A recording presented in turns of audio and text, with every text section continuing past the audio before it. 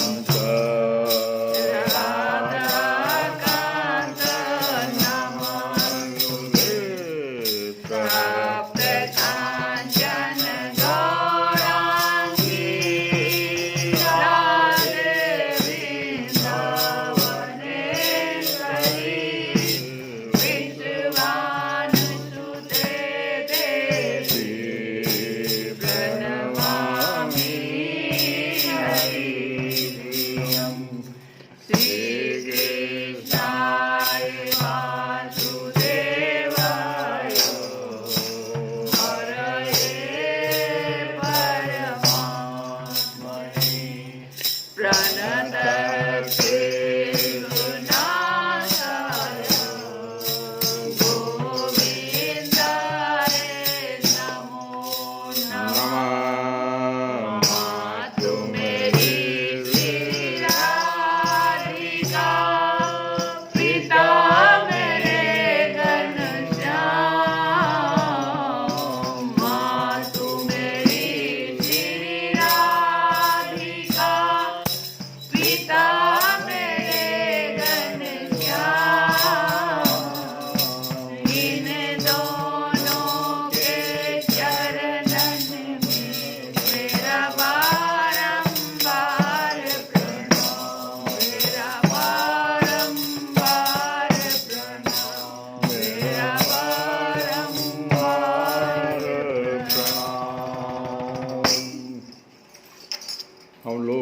की कथा में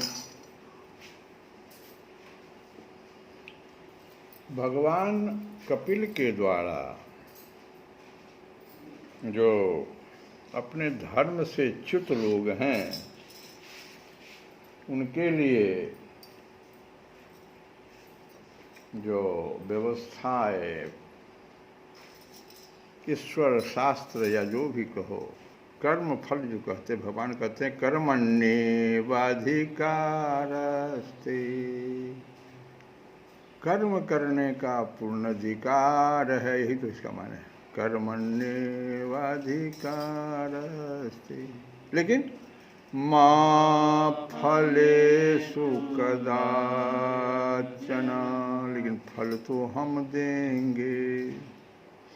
तो पापमय कर्म में जो लोग लगे हुए हैं उनके लिए जो व्यवस्था है, जैसे हम कल बताए थे कि 99,000 योजन दूर है तो 1 योजन बराबर होता है 12.8 किलोमीटर। 90 गुना तो 99,000 को अगर गुना करेंगे तो लगभग 12,67,200 किलोमीटर होता है। और चंद्रमा कितना दूर है पृथ्वी से? तो चंद्रमा की दूरी मात्र 3,84,400 किलोमीटर है। 3,84,400 किलोमीटर मात्र चंद्रमा की दूरी है। और कहाँ? 12,67,200 किलोमीटर। तो 3 बार चंद्रमा पर जब 3 बार नहीं 3.3 इतना बार चंद्रमा पर जब जाएंगे तब जा करके हम जो है वो जो ले जाता है उठा करके इतनी दूरी तय करता है।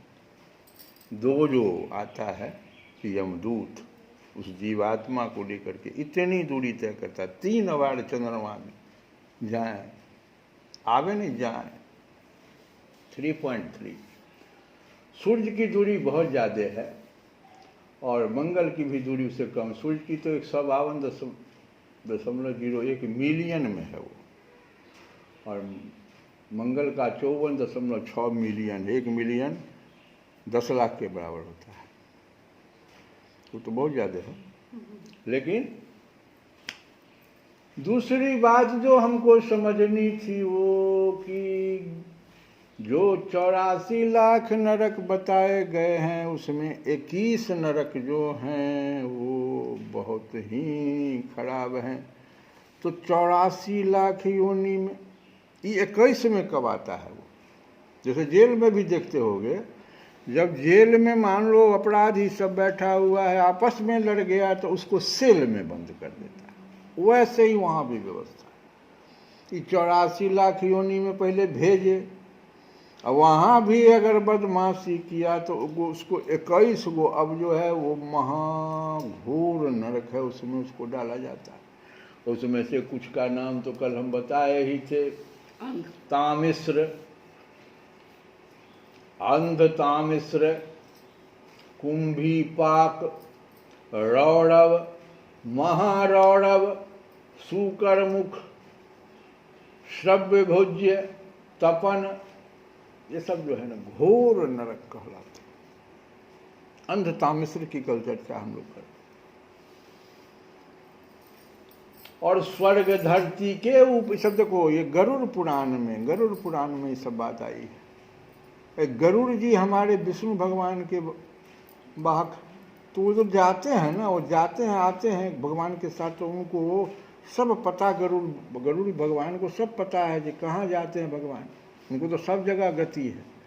तो वो उन्होंने एक पुराण लिखा, कहते हैं स्वर्ग जो है धरती के ऊपर ऊर्ध्वलोक में, और मध्य लोक में हमारा ब्रह्मांड है। 3 गो लोक हुआ, ऊर्ध्वलोक, मध्य लोक जिसमें हमारा ब्रह्मांड है, और एक अधोगति लोक है जो पाताल लोक से भी नीचे, पृथ्वी से नीचे का लोक पाताल लोक कहलाता है। अब पृथ्वी के नीचे तो जल है, तो जल के भी नीचे पाताल है।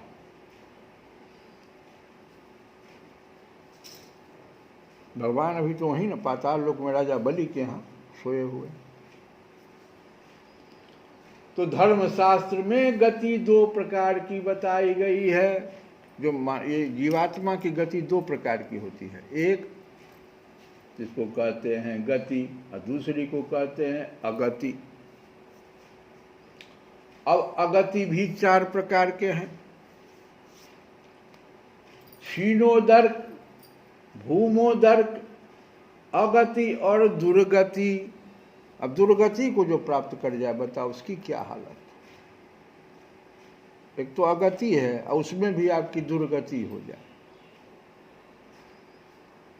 और गति भी चार प्रकार की होती है, ब्रह्मलोक के तरफ गति, देवलोक के तरफ गति, पितृलोक के तरफ गति। पितृलोक हमारे चंद्रमा के जस्ट ऊपर, पितृलोकों का निवास वहाँ है, चंद्रमा के आसपास पितृलोक की गति। और एक होता है नरक लोक की गति। तो ये हो गया आपका। तो मरने पर तीन मार्ग मिलने की संभावना है। वो अर्ची मार्ग कहलाता है, जो ब्रह्मलोक या देवलोक जाने का मार्ग है, अर्ची मार्ग। आप बहुत अच्छा काम किए। जैसे हम पूछे थे ना कि गृहस्थाश्रम के 3 धर्म हैं, किसी जीव से, किसी प्राणी से बैर न करना, नैतिकता का पालन करना और नशाखोरी नहीं करना। तो ये जो गृहस्थाश्रम में रहने वाले इन तीनों का पालन करते हैं तो उनको अर्ची मार्ग से जाना होता है, जो ब्रह्मलोक को जाए या देवलोक को जाए या पितृलोक को जाए।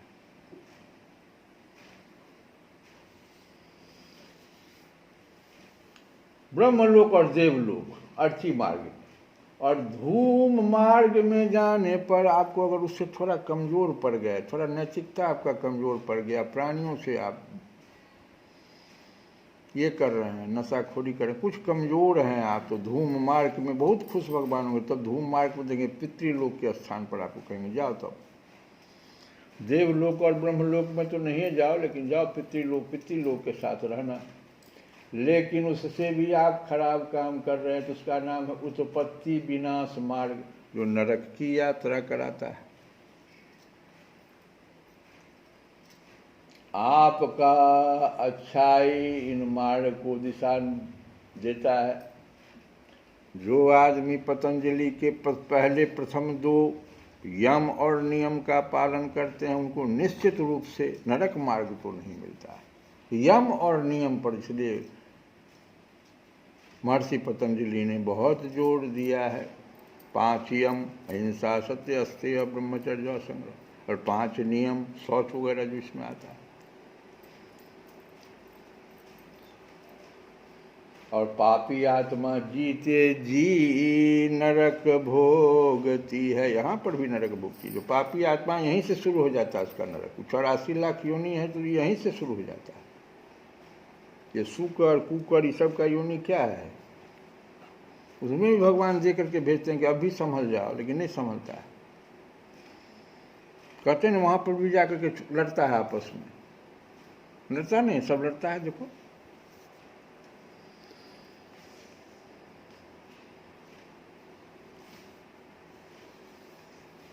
दक्षिण की ओर पृथ्वी के नीचे नरक बताया गया, पाताल लोक। दक्षिण के, तो इसीलिए दक्षिण की तरफ हम लोग जो है मरे हुए उसको। और हिमालय में देवात्मा नाम का एक हिमालय है, देवात्मा नामक हिमालय है।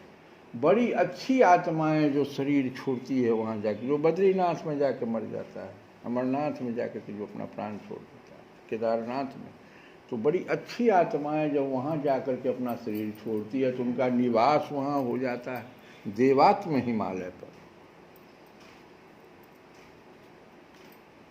अब 84 लाख जो योनियाँ हैं वो पुराणों के अनुसार उसमें पेड़ पौधे 30 लाख हैं, कीड़े मकोड़े 27 लाख है, पक्षी 14 लाख है, पानी के जीव जंतु 9 लाख हैं, और देवता मनुष्य पशु ये गाय वगैरह मिला करके 4 लाख है। सब मिला करके 84 लाख योनियाँ हो जाती।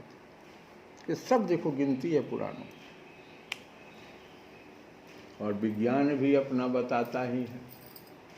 तो अभी सावन का महीना है। पूछ दिया एक भक्त ने पूछ दिया, किससे?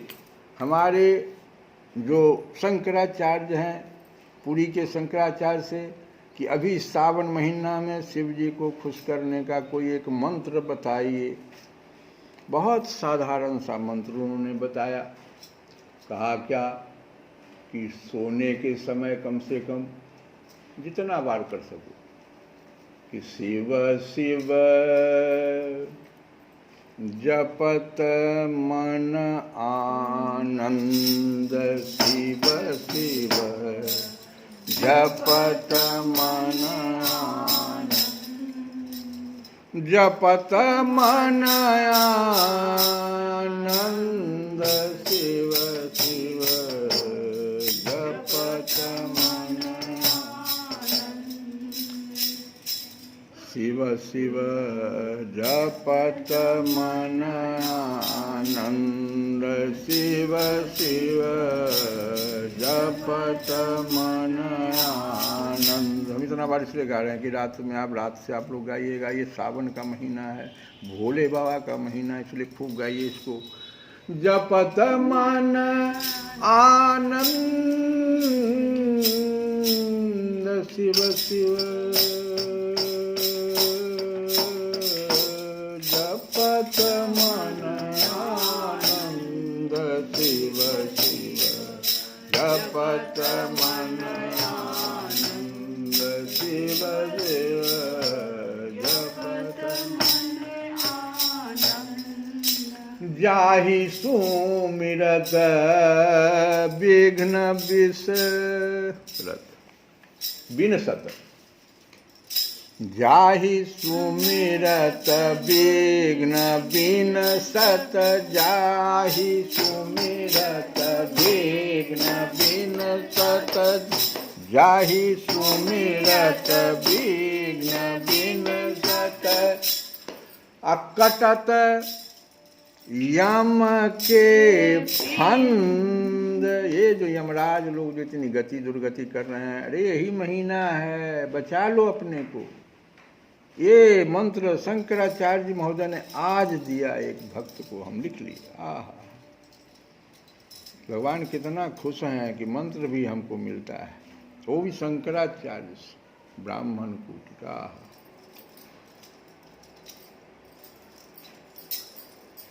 जाहि सुमिरत विघ्न विनसत, कटत यम के फंद, शिव शिव जपत मन आनंद, शिव शिव जपत मन आनंद, शिव शिव जपत मन आनंद।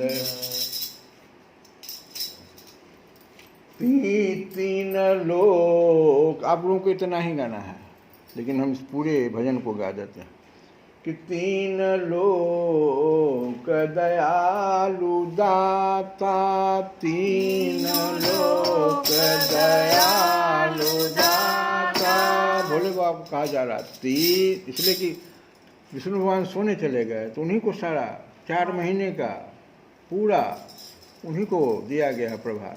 तो तीन लोक दयालु दाता, हरहूँ दुख अरु द्वंद, शिव शिव जपत मन आनंद, शिव शिव जपत मन आनंद। भगवान का वाहन क्या है?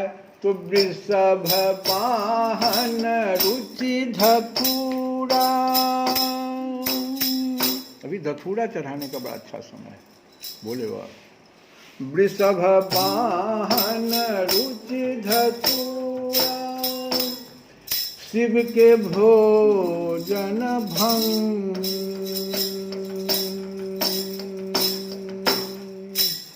भोले बाबा का भोजन भंग है, आपके गृहस्थाश्रम क्यों नहीं है। नशा खुरानी नहीं करना है। वृषभ वाहन रुचि धतूरा, शिव के भोजन भंग। ओढ़ना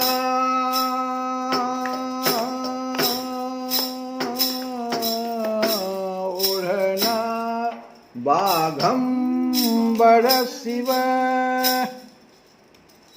जटारमणित गंग। शिव शिव जपत शिव शिव जपत मन।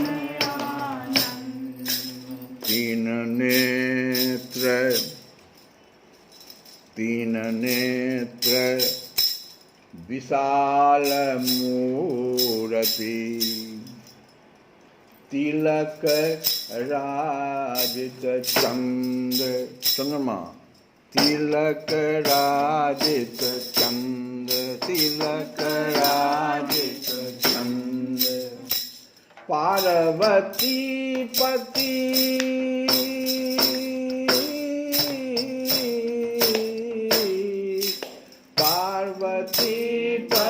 चरण की रति, चरण की रति। हमेशा चरण पार्वती जी। भगवान मुझे राम की कथा सुनाई, जिसके ना सुनने से एक बार हमको जल के मरना पड़ा, वो पार्वती जी। पार्वती पति चरण की रति, जपत ब्रह्मानंद शिव शिव। नंद शिव शिव जपत मन आनंद। शिव शिव जपत मन। जाहि सुमिरन विघ्न बिनसत, कटत यम के पंग। शिव जपत मन आनंद। शिव शिव जपत मन आनंद। कल की कथा को थोड़ा सा बढ़ा देते हैं हम। अब ये पूछते हैं, मनुष्य योनि जो प्राप्त हुआ है उसमें जीव की गति कैसे कैसे होती है, इस पर कथा अब चलेगी। तो भगवान कहते हैं, माता जी जब जीव को मनुष्य शरीर में जन्म लेना होता है, माता जी जब जीव को मनुष्य शरीर में जन्म लेना होता है, तो वह भगवान की प्रेरणा से अपने पूर्व कर्मानुसार देह प्राप्ति के लिए पुरुष के वीर्य कण के द्वारा स्त्री के उदर में प्रवेश करता है। देखो कितनी वैज्ञानिक बात कही जा रही है। विज्ञान तो कहता भी नहीं है, कि हमारा शास्त्र कहता है आखिर ये जीवात्मा का प्रवेश कैसे होता है। इसमें स्त्री का महत्व इतना ही है कि वो 9 महीना उसमें उसको धारण किए रहती है, उसको एक शरीर मिल जाता है, उतना शरीर। लेकिन ये आता कैसे है, इसके बारे में चर्चा भगवान कर रहे हैं। इसको समझना चाहिए। ये आता है जब जीव को मनुष्य शरीर में जन्म लेना होता है, तो पिता का देखो धर्म, तो वो इसीलिए कहा जाता है पुत्र को कि पिता का अगर श्राद्ध नहीं करता है तो उसको अधोगति हो जाती है, बहुत ज़्यादा। तो उसको अधोगति में भगवान डाल देते हैं। वो अपना कर्तव्य नहीं कर पाता है, क्योंकि इस पृथ्वी पर आने का वही स्रोत था तुम्हारा। माता तो है ही, माता तो वो तो सिर्फ जैसे कोई बीज डाल दिया पृथ्वी में, लेकिन पृथ्वी तो माता उसको संभाले हुए है, फिर उसको बीज से बीज बना देगा। इसलिए पृथ्वी माता। तो भगवान की प्रेरणा से अपने पूर्व कर्मानुसार जो कारण शरीर है उसी में सारा कर्म लिखा हुआ है कि कौन योनि मिलेगा तुमको, किस किस प्रकार की योनियों से गुजरना पड़ेगा। तो इस बार तुमको चलो मनुष्य योनि हम दे रहे हैं। तो अब पूर्व कर्मानुसार देह प्राप्ति के लिए पुरुष के बीर्जकन के द्वारा स्त्री के उदर में प्रवेश करता है। वहाँ वह एक रात्रि में स्त्री के रज में मिलकर एक रूप कलल बन जाता है और 5 रात्रि में बुद्ध रूप हो जाता है। 10 दिन में बेर के समान कुछ कठिन हो जाता है, बेर का जो फल होता है उसके जैसा कुछ कठिन हो जाता है। और उसके बाद मांसपेशी अथवा जो अंडज कहो प्राणियों में अंडे के रूप में परिणत हो जाता है। 1 महीने में उसके सिर निकल जाता है। 2 मास में हाथ पांव आदि अंगों का विभाग हो जाता है और 3 मास में नख रोम अस्थि चर्म स्त्री पुरुष के चिन्ह, अब आया स्त्री पुरुष का चिन्ह, तथा अन्य छिद्र उत्पन्न हो जाते हैं। 4 मास में उसमें मांस आदि 7 धातुएं पैदा हो जाती है। 5वें महीने में भूख प्यास लगने लगती है और 6ठे मास में झिल्ली से लिपटकर वह दाहिनी कोख में घूमने लगता है। उस समय माता के खाए हुए अन्न जल आदि से उसकी सब धातुएं पुष्ट होने लगती है और वह कृमि आदि जंतुओं के उत्पत्ति स्थान तथा उस जघन्य मलमूत्र के गड्ढे में पड़ा रहता है। वह सुकुमार तो होता ही है, इसलिए जब वहाँ के भूखे कीड़े उसके अंग प्रत्यंग नोचते हैं तब अत्यंत क्लेश के कारण वह क्षण क्षण में अचेत हो जाता है। माता के खाए हुए कड़वे तीखे गरम नमकीन रूखे और खट्टे आदि उग्र पदार्थों का स्पर्श होने से उसके सारे शरीर में पीड़ा होने लगती है। वह जीव माता के गर्भाशय में झिल्ली से लिपटा और आंतों से घिरा रहता है।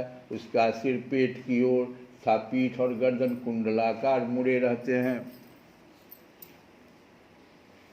वह पिंजरे में बंद पक्षी के समान पराधीन एवं अंगों को हिलाने डुलाने में भी असमर्थ रहता है। इसी समय और दृष्ट की प्रेरणा से अब भगवान इतना जो कष्ट वो सह रहा है जीवात्मा,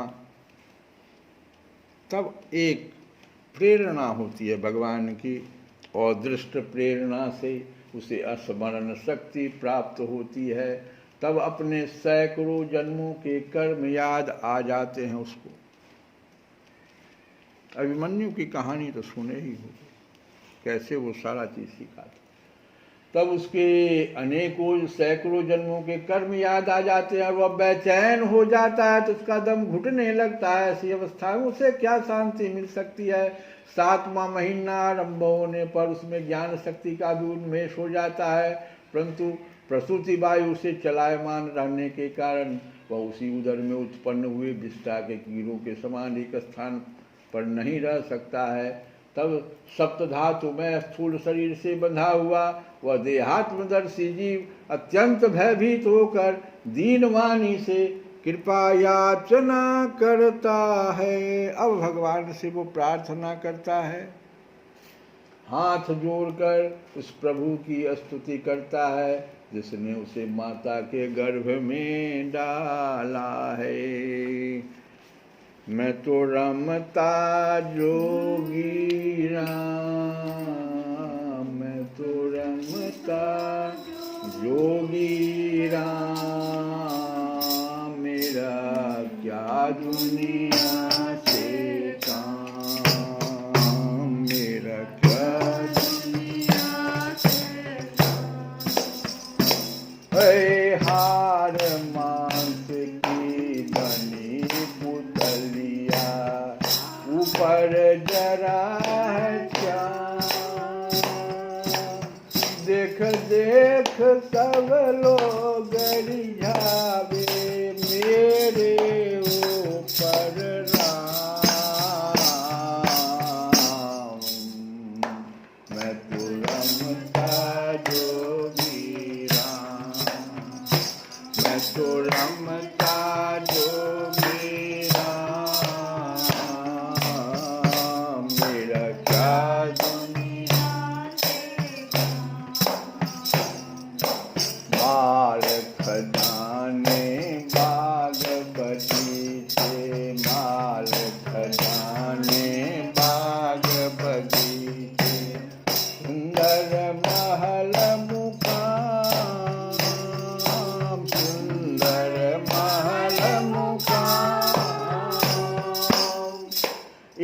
पलक में सब ही छूटे, एक पलक में सब ही छूटे, संग चले न दाम,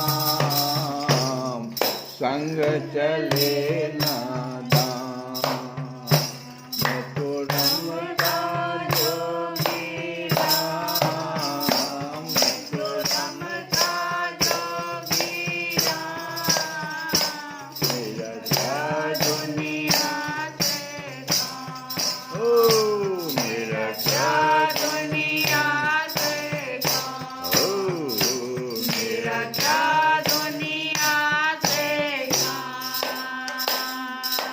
मात पिता अरु बंधु प्यारे, मात पिता और बंधु प्यारे, मात पिता और बंधु प्यारे, भाई बहन सुत धाम, भाई बहन सुत नाम, और स्वार्थ का सब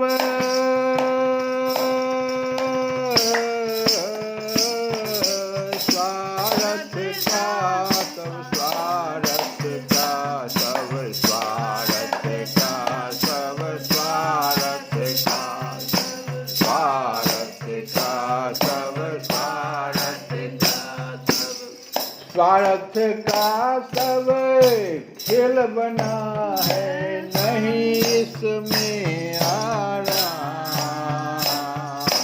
नहीं इसमें आराम,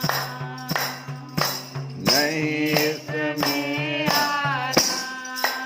ओ मैं तो रमता जोगी राम, मैं तो रमता जोगी राम, मेरा क्या दुनिया से कौन, मेरा क्या दुनिया से कौन। और हम लोग कल भी भजन में गाए, आखिर ब्रह्मानंद जी का ये भजन है तो सुनो। दिन दिन पल पल छिन छिन काया, दिन दिन पल पल छिन छिन काया, दिन दिन पल पल छिन छिन काया, सीजत जात तमाम, ब्रह्मानंद भजन कर प्रभु का, ब्रह्मानंद भजन कर प्रभु का।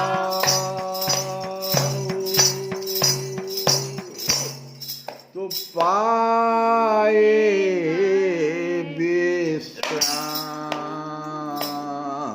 तो पाए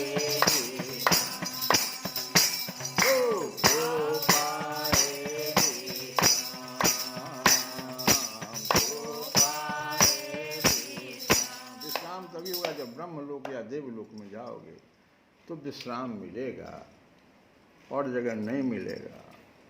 इवन पितृलोक में भी जाओगे तो वहाँ भी व्याकुल रहोगे मनुष्य लोक में आने के लिए, और नीचे का यो खैर 84 लाख में घूमने का है, वो तो विचित्र है। तो पाए